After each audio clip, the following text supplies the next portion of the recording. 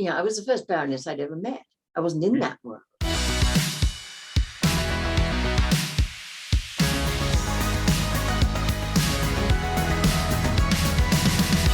The Profile with Premier Christianity Magazine.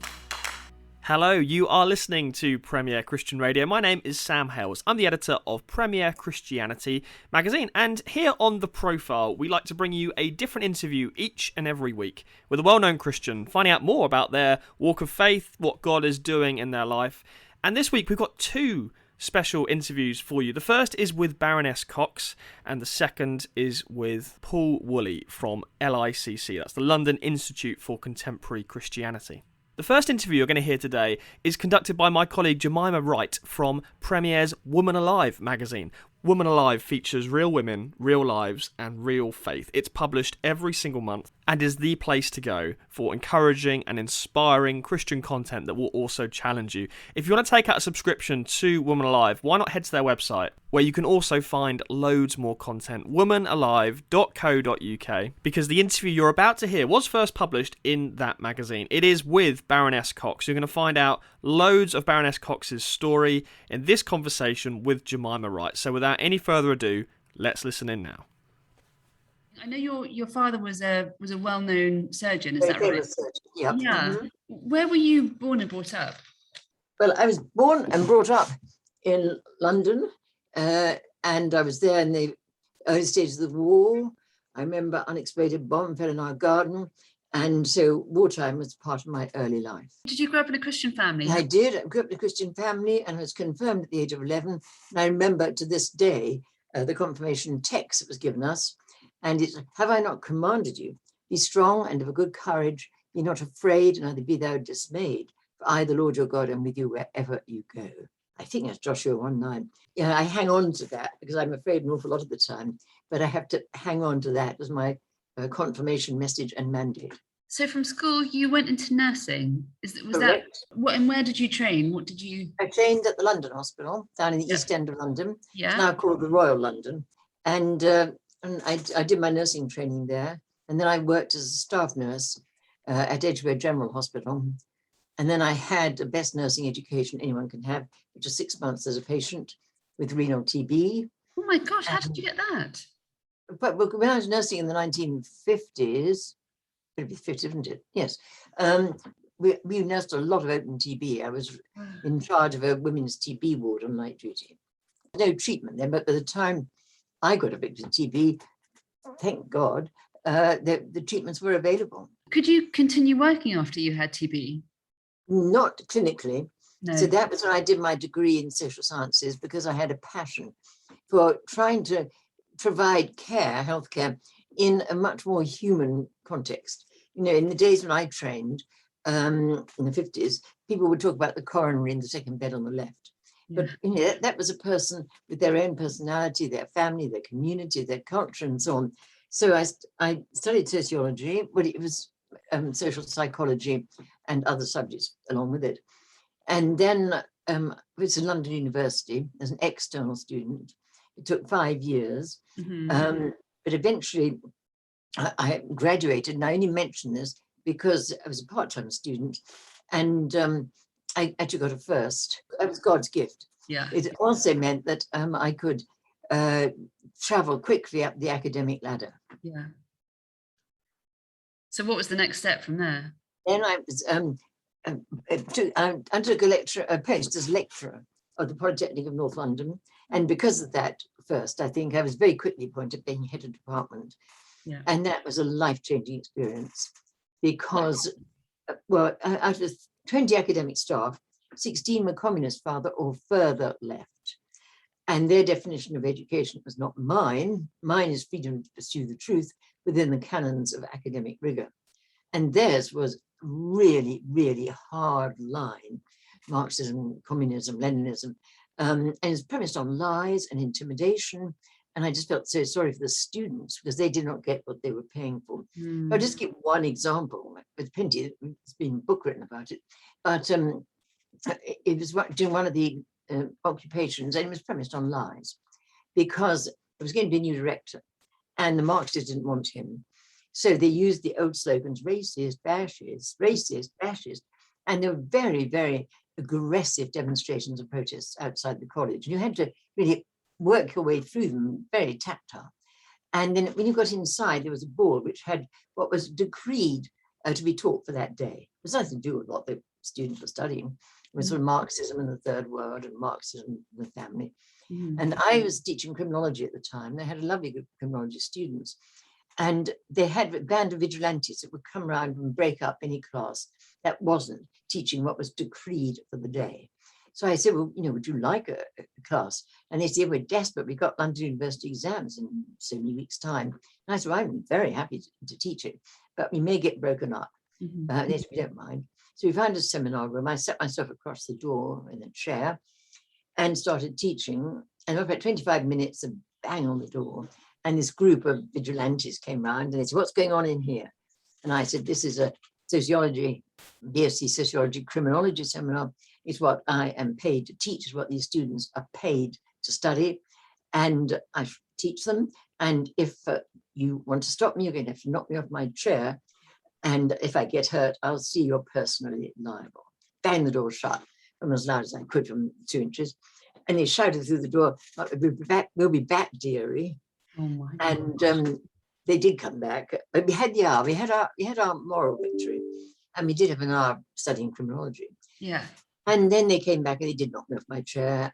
And they subjected those students to the most vicious verbal abuse. It was all on lies, because the director, who was about to be appointed, called racist, fascist, he'd fought at the Battle of Arnhem against the Nazis. He'd seen many of his friends killed. He risked his own life fighting against fascism. Yeah. And as far as racism is concerned, he worked in Northern Rhodesia in the early days. And he was nearly kicked out from supporting, doing all he could to help black students. So he was the opposite of racist. So it built on lies. And there are so many stories, I can't tell you now, but there was a blessing, a light at the end of the tunnel, because I was so dismayed at what was happening. And for the sake of the students and for the sake of truth and academic freedom, I thought, well, we ought to get this publicized. I knew it was happening in other colleges and universities. So with 2 colleagues, one from physics and one from mathematics, we wrote a book documenting all this called The Rape of Reason, The Corruption of the Polytechnic of North London. And I was quite nervous going back to face the music the day it was due to be published. But the day before, I was getting kids ready for school, and my late husband called up and said, Bernard Levin is on the phone. The present generation won't know Bernard Levin, because we don't know how very well respected he was. And he had 3 op-ed articles in the Times every week. Yeah. And I'd never met him, but he was on the phone. He said, I've just read your book. I think it's the most important book for the future of democracy. I have read for 10 years. I'm going to cover it in tomorrow's Times. Wow. So that was a lifesaver. And so that appeared op-ed. And the heading was, in all its brutality, the making of an intellectual concentration camp. And then at the end, what was so amazing, he said, I think this is such an important book for the future of democracy. I'm going to devote my remaining 2 articles this week to discussing it. So he gave us a trilogy, which he'd only ever done before for Mozart and Solzhenitsyn. So then how did you get from being a lecturer to Baroness? Well, I think that book probably was the pathway, because, I mean, Bernard Levin was so significant. And I think to have 3 articles written about it, and Margaret Thatcher was the PM at the time, I think she did have a real concern for academic freedom. And so I think that was probably the way God opened the door. And just to go back a bit, because you mentioned you're married and children, how did you meet your husband? As a student nurse on night duty at the London hospital. He was a junior doctor and I was first year student nurse, and met on night duty. And we met in July, and there are lots of funny stories I could tell you. We haven't got time now. Tell me one. Okay, one practical joke. Yeah. Well, I was in the women's TB ward, which is quite quiet at night when you've settled everybody down, because there's no acute illness going on in there. And ward sister used to come quite regularly about 10 o'clock every night to do a ward round. And then this was an annex London Hospital at Brentwood, and it was a kind of building, I think it was an old army building. You could hear footsteps coming down the concrete floor between the wards. And one evening, after she'd been, Murray used to come quite regularly. And we used to have some time together. My lunch hour, we used to go out in the garden and share poetry together. But we were sharing poetry in the rhubarb patch. But anyhow, I just thought this evening, I was very naughty. I got a huge bladder syringe full of water. And when I saw someone, after Sister Bean, I saw someone coming in, thought it must be Murray. So I ejected this huge spout of water from this bladder syringe, and it was Wood Sister. And they had starched caps and starched tail their caps. So all that just frizzled down into water. Did she not try and sack you? Well, I guess I thought she would. Yeah. But actually, I played other jokes. What was his name? My husband? Yeah. Murray, and obviously Cox. Yeah. Was he Scottish? No, I think it was just a family name. Yeah. It's a lovely name. Okay. I just say quickly one other joke, because it's still in preliminary training school before we were in the wards. Yeah. And we had a very formidable head of the preliminary training school, had 3 months there resident. And one day we all went to breakfast, and then the head of the training school, quite formidable, said, student nurses, the matron of St. Thomas's is coming today.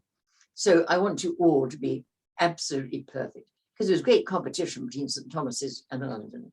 St. Thomas's, obviously, Florence Nightingale and so on. London had quite a good track record of training people for mission work and that kind of thing. The great competition. So everyone on best behaviour and turned up in the practical room with Mrs. Annie Smith, the model you used to have to work with. And we all sat around there with shiny shoes and starched caps and looking very demure. And the head of the training school, Miss Daly, said, student nurse Levin and student nurse Millen or something, will you put Mrs. Annie Brown into an appropriate position for being comfortable after a post-operative care for a cholecystectomy? So they got up and started moving, and suddenly the silence was rended by a sound, Mama! Couldn't believe it. They moved her again, and we had, Mama! And I thought, I don't believe it. The previous day for fun, I'd put a doll inside this. One day they'd find the fun, looking after her and find she was pregnant. But I had not realized it was a talking doll. Oh my God. Every time they moved Mrs. Brown, we had, Mommy. So I had to admit, I had this mistake. This has something to do with me. So I had to do a cesarean section. That is so hilarious. Matron of St. Thomas's and Miss Daly and the students. Mm-hmm. And I was a little bit challenged. I bet you brought some joy to all of them though, so that was probably a good thing. I thought they were going to sack me, but I know. I could imagine. I mean, if they were meaner, they could have. Okay, so you got TB. You were nursing. You got TB. Then you did. You became a lecturer, and then what year did you become Baron? Was it? I think I've seen it's 1983 or something. It was a gap between leaving the Polytechnic in North London. And then I moved on to be director of a nursing education research unit, London University. Oh. And it was while I was doing that, this nursing research, that I suddenly got this phone call. Wow. I just finished writing a book on sociology for nurses because I wanted to make available the essence of sociology, not getting too academic, but the really important things about sociology. Yeah. And then how that would relate to particular kinds of nursing, like care of the elderly or pediatric care or care of the dying. There's a lot in sociology you can use to humanize that kind of case. I wrote this book on sociology for nurses, midwives, and health visitors. It was translated into Swedish. Oh, wow. Yeah. But anyway, I wrote that, and it was a lot of hard work. I used to get up at 5 a.m. to write the book. Because did you have kids? Did you have children at that time? I did. I had 3 kids. Yeah. What are their names and ages now?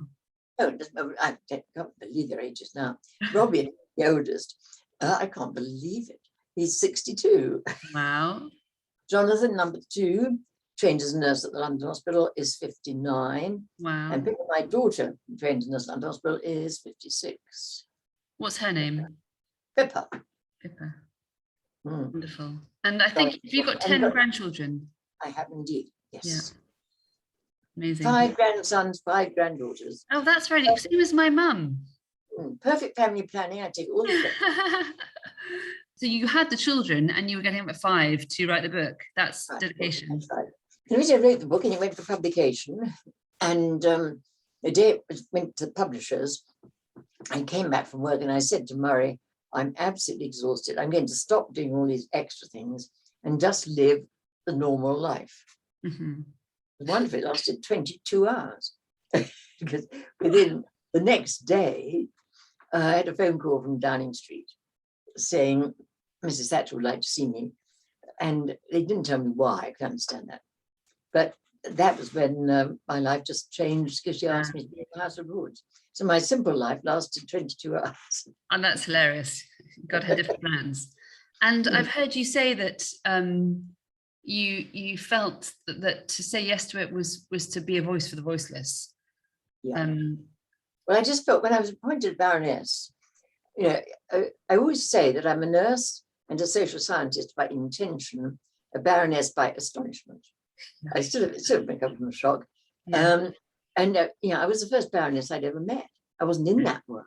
I thought it's obviously a huge privilege. So I asked God how I could use the privilege of being in the House of Lords.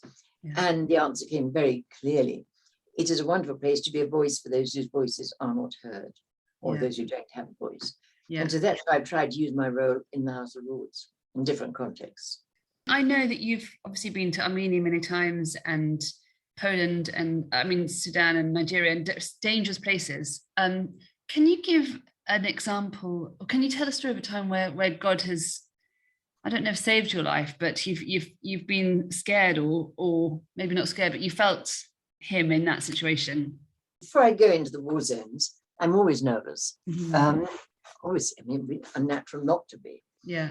And I say my prayers and I get what I call my faithless, fearful dread.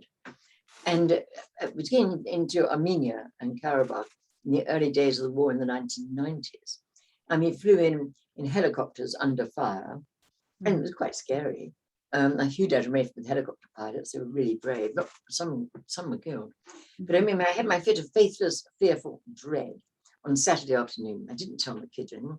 Went to church the next morning, and the gospel reading was, "He who is not prepared to leave husband, wife, family for my sake is not worthy to be my disciple."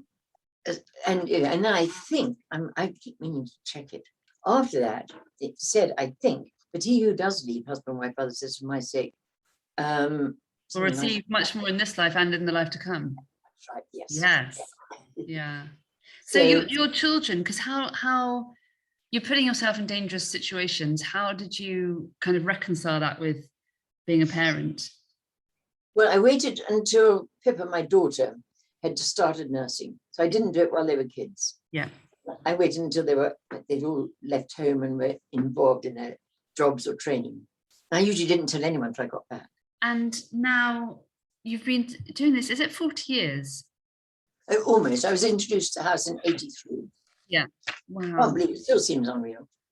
What's the situation that has caused maybe they're all the same because they're all such injustices, but what's the situation? Is there one that springs to mind that was so terrible that you had an impact in changing how the world saw the situation? I've often tried to do that, but one of the painful things, I would say, it's a double twist of the knife, that in so many places where we're working, which are war zones and people are really suffering, and the British government, for various reasons, does not want to know and denies the seriousness of it. Yeah. I'll just give one example of that. And this is in the public records. I've quoted on the floor of the house. But this was in the earlier war in Nagorno-Karabakh, when Azerbaijan was trying to oust all the Armenians. And yes, I came back from one of my visits with photographs of children shredded by cluster bombs. Heartbreaking, awful, and against international law. So I took some photographs of these to a very senior person in the Foreign Office. I never say who it was because it was an unofficial briefing, but it was senior. And I showed these pictures, these awful photos. And I said, will the British government make representations to the government of Azerbaijan to stop dropping cluster bombs on civilians? It's against international law. The reply, no country has an interest in other countries, only interests. We have oil interests. And I was just so shredded with grief, heartbreak. But I think we see quite a lot of that happening quite a lot of time in some of the conflicts around the world. Yeah. At the moment in Nigeria, as I'm sure you know, thousands, literally thousands of Christians have been killed in northern Nigeria, and thousands and millions displaced. And by Boko Haram initially there, and then the Islamist Fulani, not all Fulani are Islamists, but those who are Islamist attacked mainly in the Middle Belt. ISIS is now in Nigeria, is what? ISIS, a West African province. And it's horrendous. And they're not just massacres. I mean, it's stabbed people to death with machetes. But the atrocities are horrendous. I remember, just one example, talking to a lady, a mum, and she had a 6-year-old daughter. And she was, an Islamist attacked the village. She tried to run away with her little girl, but the village was surrounded, so she got caught. And they slashed her with a machete. I saw the scars on her shoulder. And then they said, your little girl would like to suck her mother's finger. So they cut her finger off, her forefinger, got photographs of all this, I'm not making it up. And she passed out. But when she woke up, her little daughter was lying dead next to her with her mother's finger stuck in her mouth. Oh. But there's so many stories like that. And the British government says it's tit for tat. It's between Christian farmers and Fulani herdsmen. Well, I'm sorry, you don't cut a child's finger off her mother and stick it in her mouth and kill the child. Yeah. Then there are so many atrocities. Yeah. But the British government, we cannot get enough help, either political or practical. Middle Belt, which is quite a large area of Nigeria, as its name implies, I think that it's got well over 2 million maybe displaced, living in terrible conditions, and thousands are being killed. And yet, the British government, as last time I examined this, doesn't give any aid to Middle Belt. Mm-hmm. Wow. So we in Heart, we're very small, but we're trying to do what we can. Yeah, so Heart, when did you establish Heart? I think it's about 12 years ago. Okay. In desperation, because I wanted to provide both aid and advocacy to people who were off the radar screen and not reached by other aid or advocacy organizations, either for political reasons, because the governments wouldn't give permission, and they can't give that permission. Doesn't mean we have to spend some of our time crossing borders a bit unofficially and illegally, but we need to be with the people. Or the other reason that they don't give permission to the big aid organization, or the others don't go, is for security reasons, because they are usually war zones and very dangerous. But we always work with local partners, and they are the real heroes and heroines. They live there, and they multiply the little we give them in ways beyond anything we could ever imagine. And just one example, going back to Armenia and Nagorno-Karabakh, the Soviet Union had no provision for people with disabilities. I know that because I did a lot of work with Russian orphans and those who were labeled oligophrenic and so on. And if you had a serious disability, you were kept out of sight. There was one mum who took a child who wasn't desperately disabled out, and she got told off by all the other mothers for upsetting their children. So there wasn't any care for people with disabilities. At the end of the 1990s war in Karabakh, everything was destroyed. I mean, they used to get 400 Grad missiles a day pounding in on the little capital city, Stepanakert. I mean, it was just pulverized. Mm-hmm. And we always ask our local partners what's their priority for help. And they needed everything. They needed rebuilding, they needed food, they needed medicine, they needed everything. But deeply civilized people, they said, well, our priority really is for help for people with disabilities. Mm-hmm. And they gave us a bombed out building. There wasn't one that wasn't bombed out, hardly. And our inspirational director, Baroness Cox, works with a brilliant team of nurses. And they've turned that bombed out building into what's now internationally recognized as the Center of Excellence. It's brilliant. And in the war zone. Wow. But then, of course, there was this kind of semi-piece, and he developed an amazing repertoire of different kinds of therapies.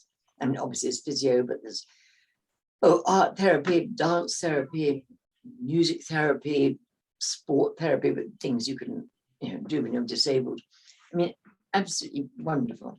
And he's now, when the Second War broke out, we were really worried that the rehabilitation centre would be bombed. In actual fact, it was damaged, but it wasn't destroyed. He went back immediately. A lot of his staff did. And then they had a further 200 patients of Armenian soldiers who'd been wounded or mutilated. And so, but he still kept his original patients. And I mean, people come from other countries, come from Japan to see it. It is a model of rehabilitation. I know your husband died a while ago. How many years ago was it? 1997. 97. How did you cope with the grief, and how did that affect you? Well, it obviously just to be shatters you. It wasn't expected, and in a way, I'm grateful, but I also have a deep regret. He had triple bypass, coronary bypass, for 3 bypasses about 14 years previously, and they'd been very successful. And he had 14 very good years. We used to go walking in the country together. And then he started getting cardiac pain again. And to cut a long story short, he needed further surgery. But the surgeon was extremely optimistic. He said, all your vessels are in good shape. There should be no problem. And, don't worry. So, I just thought the next week I'd be looking after him. Yeah. And then, so I never said goodbye to him. That's my big worry. Oh, yeah. But I suddenly thought next morning he was going down for surgery. So I phoned him and said, just let you know, I'm thinking and praying for you. And he said, I'm going down with all flags flying, and I will come back with all flags flying. Which is his last word, which is lovely, because he actually died under anesthetic. So he never recovered. So I never had a chance to say goodbye to him. That's my regret. But my relief, to some extent, is what a way to go. What a way to go, yeah. Compared to having a stroke and being, awful, sort of immobilized for a long time, or having serious cancer. Yeah, horrible. And it's a way to go under anesthetic, isn't it? How old was he? He would have been 66. Okay, yeah. He just had his 66th birthday. And I was about to have my 60th. Wow. Obviously, we changed. Is there anything from your life that you feel God has taught you as a life lesson? Yeah, maybe there's one or two things. Quite often, understandably, students or interns or people on visits worry about what they see, and what they see is horrific. And people murdered, slaughtered, corpses, etc., burning buildings. We saw a massacre in Abyei between Sudan and South Sudan last January, and bodies were still burning in the houses. I mean, it is horrific stuff. Yeah. But some people ask, understandably, how do you believe in a God of love? And I remember the thought came to me. I was sitting outside my tent when I was in South Sudan. We had to live in tents, there were no buildings left, in the heat. And I was just thinking about the challenge to faith and so on. And what might be the answer? And I said, I think this really came very strong. There is a reality of evil. And if one thinks the way Herod slaughtered all those baby boys after Jesus was born, and over history, we've seen killings and murders, and it's going on today on a huge scale. There is a reality of evil. But we also have a God of love. And my thoughts then went on to the end of Jesus' life, when Mary was at the foot of the cross and Jesus, her son, was dying in agony above her. And obviously there's nothing she could do to help him physically at all. And she just had to witness his agony. But she was there. And I think that made a big difference. It was that time that Jesus said, you're John's mother, and he'll be your son. But she was there, and it occurred to me perhaps one of the callings of a Christian should be to be prepared to attend whatever Calvaries our Lord may call us to attend. To be there, maybe feeling as hopeless and helpless as Mary must have felt, but at least to be there and be there in love. And I think that was a very strong message. Not easy at all, but you're there in love. I think that is so important. The other one is something which occurred to me on another occasion. I found myself in such strange places. And I have a little sort of philosophy in life. But if God opens a door in front of you, it's not something that I imagine, I contrived, I organized, but this door opens, then you ought to go through it because you've no idea what's on the other side. And if you do go through it, and then you see what's on the other side, God may well open up new horizons and new opportunities for you. But I often say this to people, but it may be scary, but God will always give you the resources you need for what He wants you to do. You're listening to Premier Christian Radio, and that was Jemimah Wright in conversation with Baroness Cox. You can also read that interview in Premier Woman Alive. It's a fantastic magazine bringing you encouraging and inspiring content that will also challenge you, and there's loads of great content on their website as well, womanalive.co.uk. Go there now to read that interview with Baroness Cox, and also check out the subscription offer where you can subscribe from just £1 a month. We'll be right back here on The Profile with my conversation with Paul Woolley from the London Institute for Contemporary Christianity, so don't go anywhere. We'll be right back after this. Do you feel inner conflict between truth and lies, the way of Christianity and the way of the world? If so, it's time to live no lies. With huge spiritual insight, New York Times bestseller John Mark Comer guides us into recognizing and resisting the lies that rob us of peace and freedom. Live No Lies. Yours free when you take out an annual subscription to Premier Christianity magazine. Subscribe at premierchristianity.com.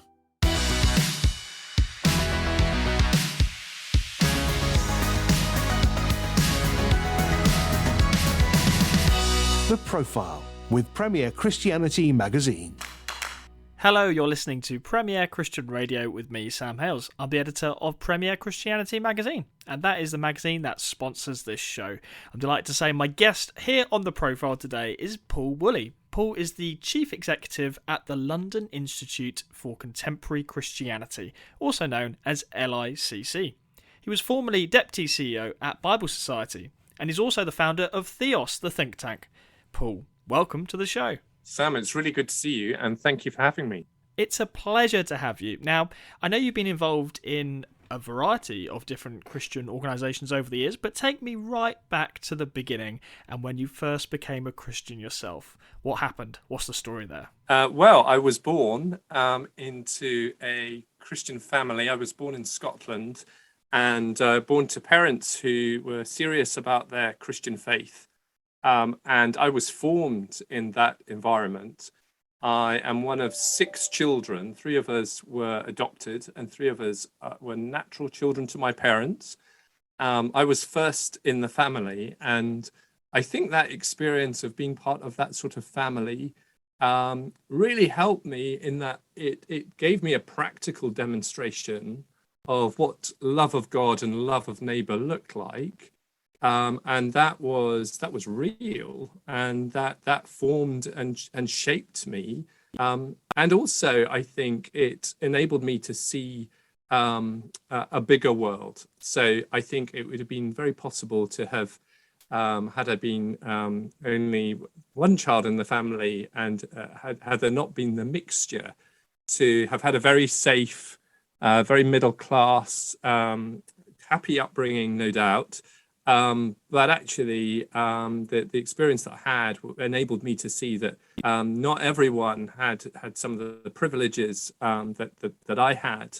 Not everyone was able to be in an environment where they had parents who loved them and were committed to them, and that helped me as well. That shaped me. That gave me perhaps a kind of bigger picture of what the world really was like. And I'm grateful for that. And I'm still obviously massively formed by that. Many happy memories then of growing up in a Christian family, or were there challenges as well? Definitely, they were happy memories. I would say my childhood was happy, and above all, it was secure. I always knew that I was loved. I was loved deeply by God. I always knew that, and I always knew that I was loved deeply by my parents. And that didn't mean anything went. I mean, it really didn't. It was. A tight ship in some ways, and but a happy one. And I think it wasn't only the experience I had of my immediate family or my parents, but it was my wider family and then friends beyond that as well. That as I think about it, particularly into my kind of later childhood and into my teenage years, the influence of those who were committed to me, who weren't part of my immediate family, was massively significant and really shaped me and shaped my faith and shaped my character and helped me in so many ways. And again, I think I'm grateful for that. And now being in a situation where I'm married to Ruth, and we have 4 children. That's what I want for them, that not only can we provide an environment that helps form them and enables them to flourish, but also that they come into contact with those outside our immediate family who similarly they can encourage, but they can be encouraged by. Yeah, it's like that phrase, isn't it? It takes a whole village to raise a child. It's like that in the church world, isn't it? When you want that sense of community, not just for yourself, but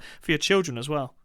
Yeah, I definitely think that's right. And there's wisdom in that proverb. I think in some ways it's harder. I think in some ways, for all the rightness and the benefits of a commitment to safeguarding and a concern to ensure that children and others are in a safe environment, maybe an implication of that also has been that it's created some distance and nervousness when it comes to adults and children. I think that's something that we have to be aware of and try and ensure that isn't the case. Because certainly, as I say, as a child growing up, I'm so grateful for the other adults in our church setting who took an interest in me and took me kind of alongside them really and helped form me.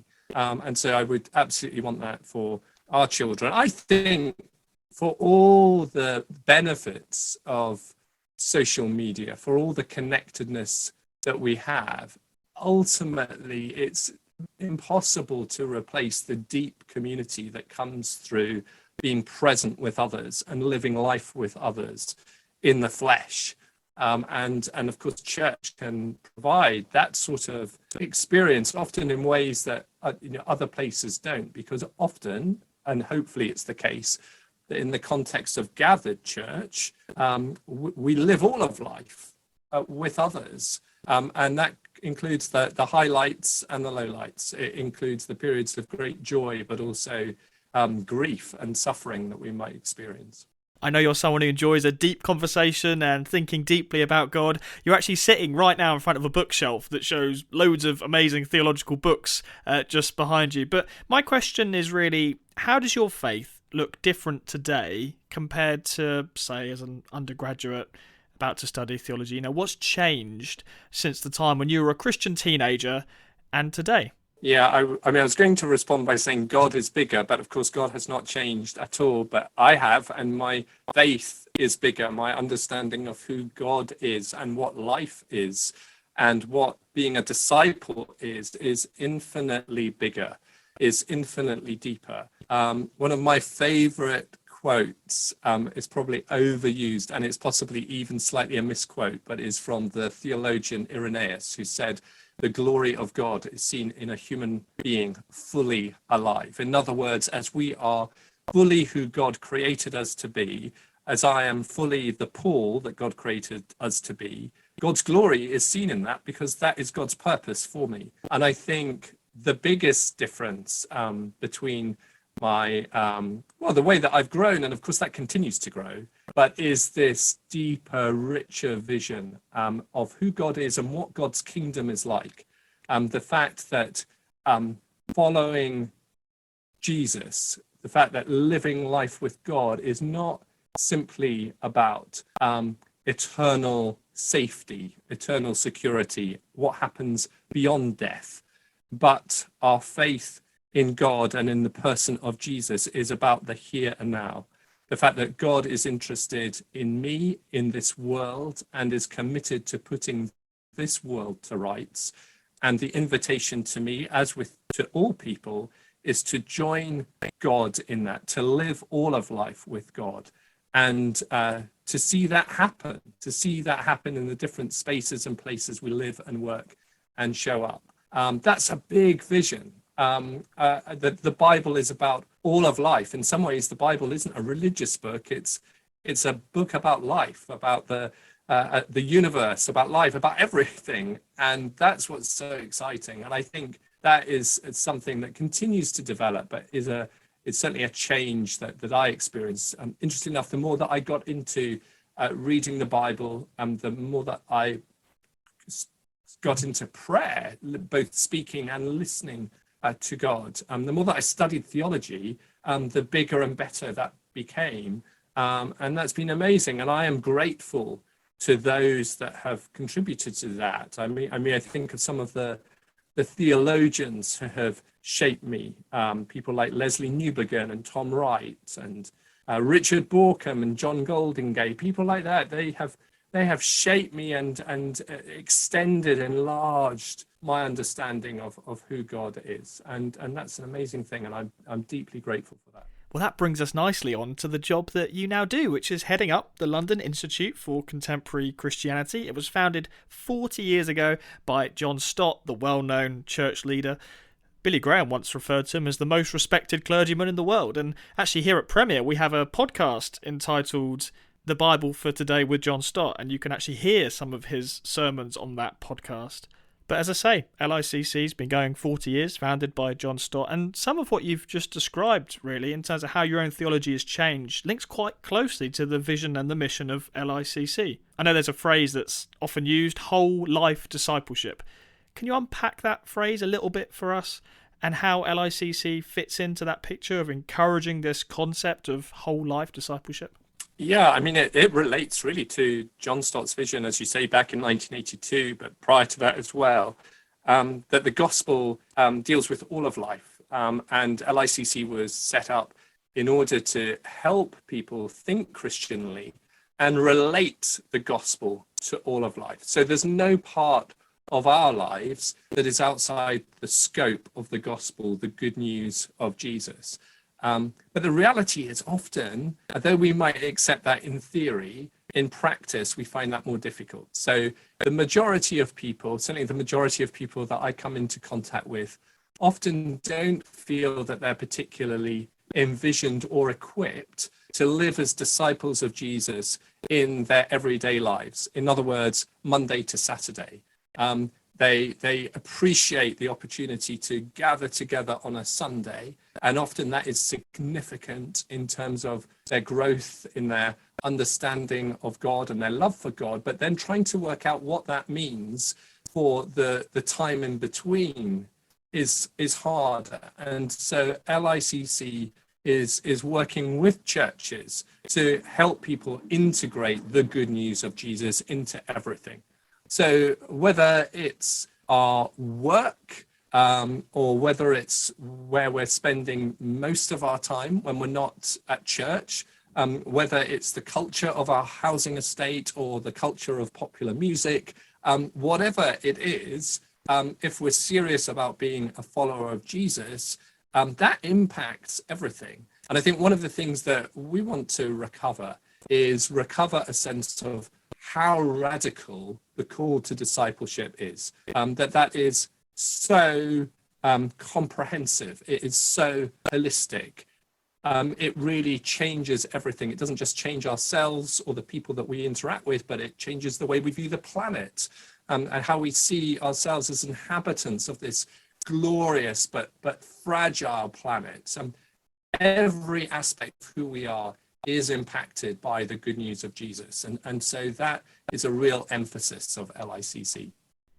How is it possible that there's been that emphasis for such a long period of time, and yet, as you say, the message hasn't filtered through, or at least if it has filtered through, that a whole life matters to God, churches for the most part still struggle to connect perhaps their sermon or their worship or even the prayers, connect that with where the average person in the congregation is today. How is it possible that even if you agree in theory that our whole lives matter to God, churches seem to struggle to get that message across? You've been around for 40 years. Has nothing changed in that time? Well, that's a very good question, Sam, and you're right to pose that challenge. And I would say that quite a few things have changed, but there's still plenty to do. So in terms of what's changed, I would say that now the overwhelming majority of churches would not see any conflict between, for example, social action and personal evangelism. And that was a key emphasis of Stott. Stott wanted to argue that there wasn't this conflict, that both were part and parcel of a bigger gospel. And I think that's accepted today in a way that perhaps wasn't the case back in 1982.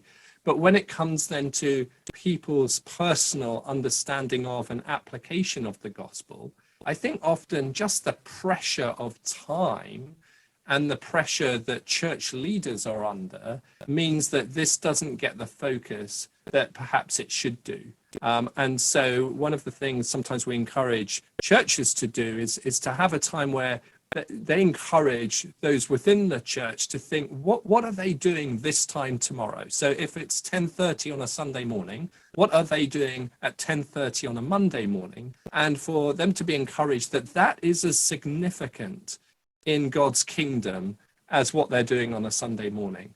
That the people that they're interacting with, that the work that they're undertaking, that the people that they're relating to, that the activity that they're engaged in, that really matters to God. And that is not only, if you like, a context for evangelism, although of course that's important, but that intrinsically matters to God. And therefore, if we're doing good work, we're doing something that God has created us to do. If we are using the opportunities that we have to further the cause of truth and justice, that's part of who God's created us to be. So I think that's the opportunity, but you're absolutely right, Sam. It's also a challenge. And that, I think, is why it's good that LICC exists today. If it didn't, I think we'd need to set it up. But at the same time, I would want to be encouraged by some of the things that we've seen happen over the last 40 years. And I think once that message does get through, it's incredibly liberating for the average Christian to know that God cares about my whole life and not just what I do on a Sunday. Sometimes I've wondered if part of the problem is church leaders who, of course, are overworked, stressed. We've just published a feature in the most recent issue of the magazine about pastor burnout, which I know is a real issue, so I don't want to sound too critical. But nevertheless, those who are full-time employed effectively by a church, they're trying to keep that church going. They're running Alpha, they're running small groups, and they rely on volunteers. And so a lot of what you might hear on a Sunday is church leaders saying, can you come and volunteer with this church project and help us? And that might be vital, but if all people hear from their church leader is effectively, can you keep our ministries ticking over, then it can give a false impression to the congregation, who start to think, well, the God stuff that happens on a Sunday really matters, and God's less interested in my day-to-day life in the week. And sometimes I wonder if well-meaning pastors can get sucked into that mindset that gives a false impression to their congregation about what actually matters to God. Yeah, I think that's absolutely right. And I've had a good example of this actually during the last couple of years with the pandemic, of a church leader speaking to me and saying during the pandemic, particularly in the first few months, they were part of a group of church leaders in their local community, and they were going around the circle. Obviously, they were doing this virtually, online, but they were asking each other, what are you doing during the pandemic? How are you responding? And so the first church leader says, well, this is an extraordinary opportunity for us. We've shifted all our services online. We've started this new food bank. It's having a massive impact in the community. then the next person says, oh, well, we're doing this great new project with some of the most isolated people in our community, and it's having a phenomenal effect. Someone else says, you wouldn't believe how well Alpha is doing during this period of time. We've seen more people doing Alpha. We've been able to remove both the physical and the psychological barriers because we've done that online. It really does work. It's amazing. And this church leader, hearing that, just felt crushed, because they realized that they hadn't been in a position where they could initiate all of these new activities. But then they reflected on the fact that in their church, they had a social worker, they had a nurse who was working in intensive care, they had a number of people working in retail who were making sure that we didn't run out of some of the things that we were running out of. They had teachers in their church who were there to provide education to children, including those who are amongst the most vulnerable in the community. And they realized that their church was at work and that this is what the life of the church looks like. And that liberated them. And I think if we can get this whole life message into churches right across the UK, it will not only liberate people, ordinary Christians, but it takes the pressure of church leaders. And the evidence we have is that churches grow, because where people feel envisioned and empowered to live as disciples of Jesus in their everyday lives, that is so life-giving that it attracts people. So there are all sorts of really good reasons why having an emphasis on this sort of thing is important. But of course, often getting to that point is difficult for precisely the reasons that you outline. Paul, I mentioned at the beginning of the show that you are going on a 40-city tour as LICC next month. So tell us a little bit about what's happening and how people can get involved. Well, you've already mentioned, Sam, that LICC is 40. We were founded in 1982. And our conviction is that this whole life disciple making mission is as important as ever. So during the year ahead, and as we obviously emerge out of the pandemic, we're going on a tour across cities, right across the UK. We start off in London, and in the coming months, we'll be in Swindon, in Glasgow, in Nottingham, Belfast, Cardiff, Salford, Bristol. We've got other venues, other locations that are being announced in due course. But the intention is to share this vision, this whole life vision, and for people to hear how this can transform the way we see our daily lives and work, and also how we might partner together to make a difference, a radical difference at this pivotal moment in our culture. I'm absolutely convinced this is a really significant moment for us culturally in all sorts of ways. There are immense challenges, but there are also great opportunities. And whole life discipleship, which is really the only sort of discipleship there is so core to all of that. So we would love to see as many people who are able to attend in those places. And if people are interested in finding out more, they can have a look on our website, and there are full details there. So you've been involved in a number of different Christian organisations. You've founded Theos, the think tank. You've been involved in Bible Society before coming to LICC. What's been the best day of your working life so far, and what's been the worst day? That is a brilliant and really difficult question, Sam, to answer. I've had lots of brilliant days. I've probably also had quite a few terrible days. I think when thinking about the brilliant, I think one of the best has to be the day that Theos was launched, because that was such an exciting initiative to be part of. It's very unusual to have the opportunity to create something from a blank sheet of paper, but that really was that opportunity. And I remember in the months and the weeks and the days before Theos launched, doing a lot of work to try and ensure that the media took notice of what we did. And I remember getting up, I mean, this shows how long ago, it's about 15 years ago.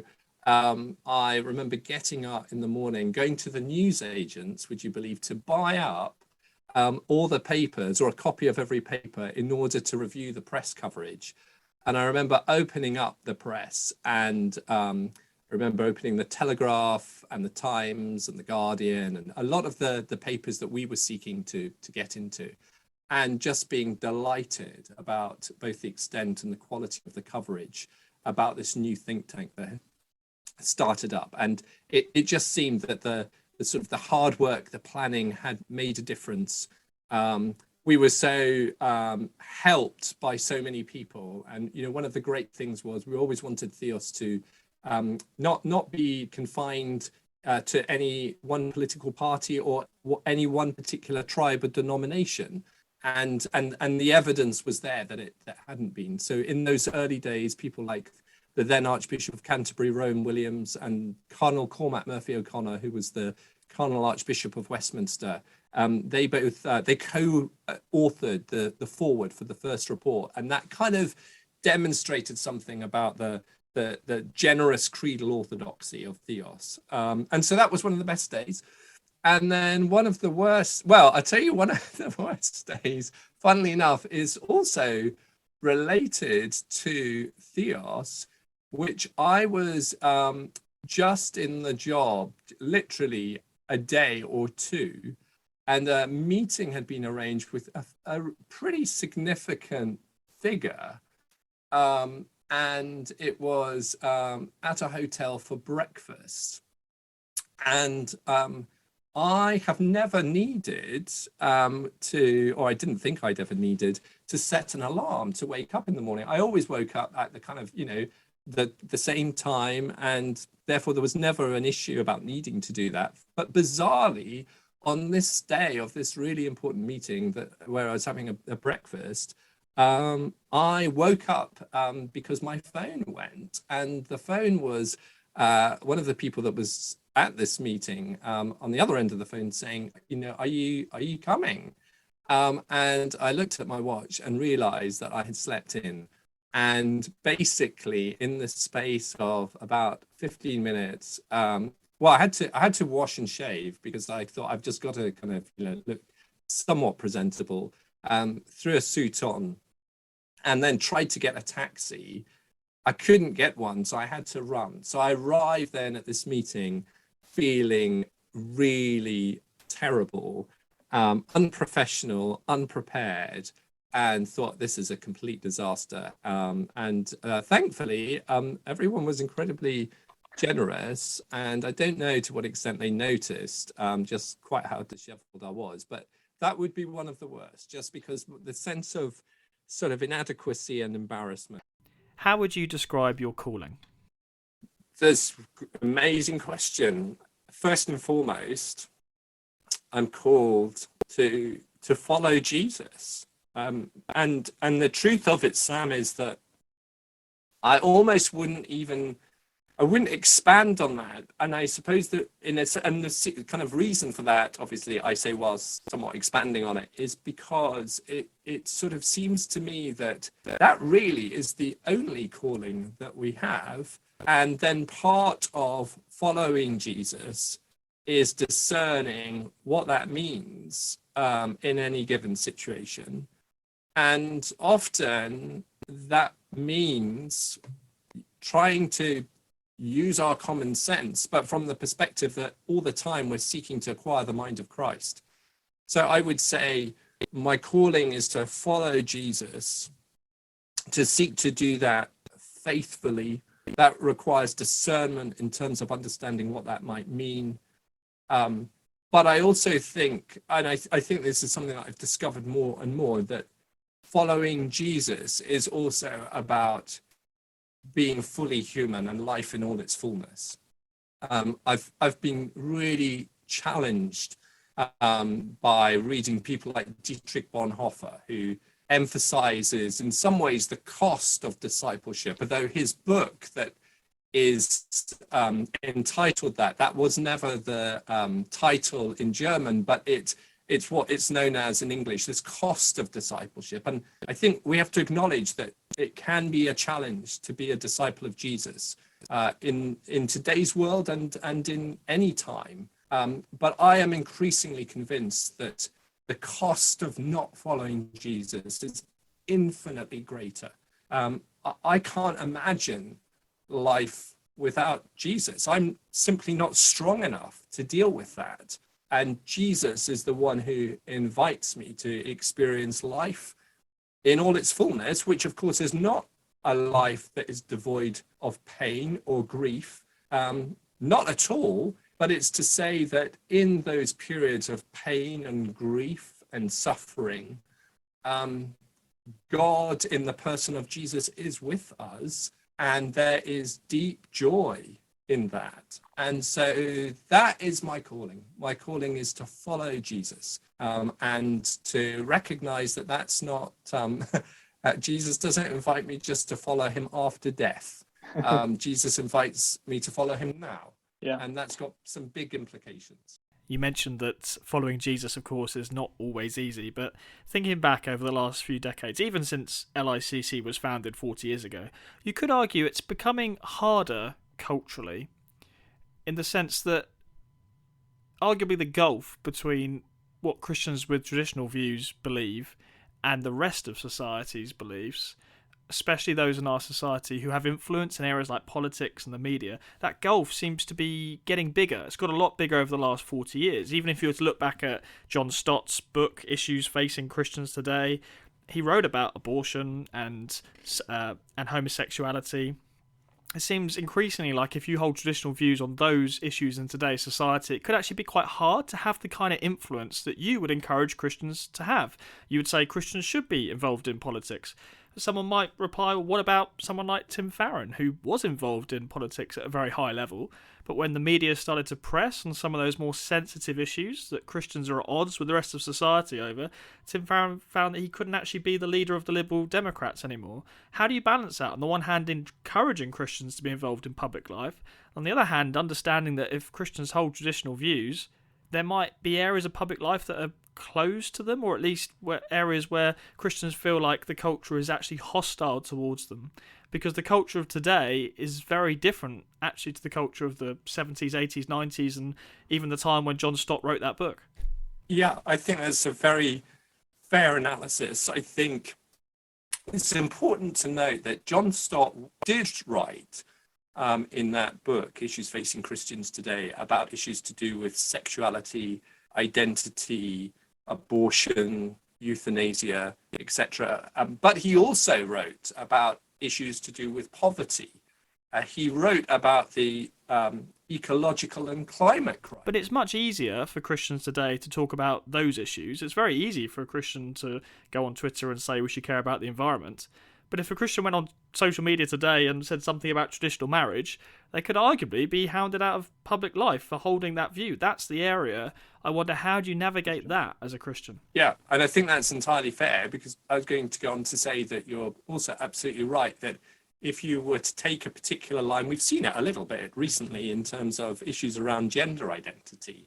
Now, what's interesting there is you could argue that, in fact, that issue is, in fact, beginning to open things up, which arguably is making the context not necessarily easier, but sort of more interesting, again, because there is greater disagreement about what that might mean and the implications of it. But I think you're right. It's undoubtedly the case that if you were to take a traditional line on, for example, issues of human sexuality, that today is considered completely unacceptable. It's considered politically unacceptable, culturally unacceptable. And the reality is that if you maintain that position and if you seek to articulate it, it is unlikely that you will progress politically.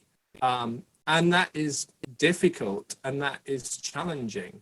I think what that reminds us of, though, is that the gospel in some ways is challenging. Well, the gospel in all ways is challenging. In some ways, it is deeply offensive because it profoundly challenges those that make claims around power. it profoundly challenges those in power and how they use power. Now, of course, that was as true in the first century as it is today. So in the first century, to make the claim that Jesus is Lord was implicitly to make the claim that Caesar wasn't. And that was unacceptable politically. And there was often a heavy price to pay for articulating the line that Jesus was Lord. It kind of brought you into direct conflict with the powers that be. And I would say that in some ways today, if you are to make particular truth claims, that brings you directly into conflict with the powers that be. And that requires courage, and it requires resilience. It also requires wisdom in terms of working out how best to communicate the gospel in public life. But I would readily concede that even if that is done with great wisdom and creativity, there still can be that clash between truth claims, essentially. But I suppose I would then want to follow through by saying, and it's sort of ever been thus, or in some ways it should be thus, because the claims of the gospel are so radical, and they do challenge my own sense of self and my own sense of self-reliance, and that can be deeply uncomfortable. But I think, again, we referred to Bonhoeffer earlier, and, he was in the context where it literally cost him his life. And therefore, I think inspired by people like that, we should be involved and pray for God's guidance in that, and also seek to support those who are involved. I know from when I was working in Parliament, some of the most unkind letters that the members of Parliament I worked with received were from Christians. We've got to do better than that. We've got to support those who are seeking, however fragilely, however imperfectly, to be disciples of Jesus in that environment. We need to stand with them and to support them and pray for them. Well, Paul, it's been great to chat today. If people want to find out more about the 40-city tour you're doing, the details are at licc.org.uk. But Paul Woolley from the London Institute for Contemporary Christianity, thank you so much for joining us on the show. Thank you, Sam. I've really enjoyed it, and they've been challenging questions, but I've really appreciated them, so thank you. Well, that was Paul Woolley from LICC speaking to me, Sam Hales. I'm the editor of Premier Christianity magazine, and you have been listening to The Profile here on Premier Christian Radio. We'll see you same time, same place next week. And if you're listening to this on the podcast right now, we would so appreciate it if you could give us a rating and a review wherever you found this, because it helps other people to discover the show. Thank you so much.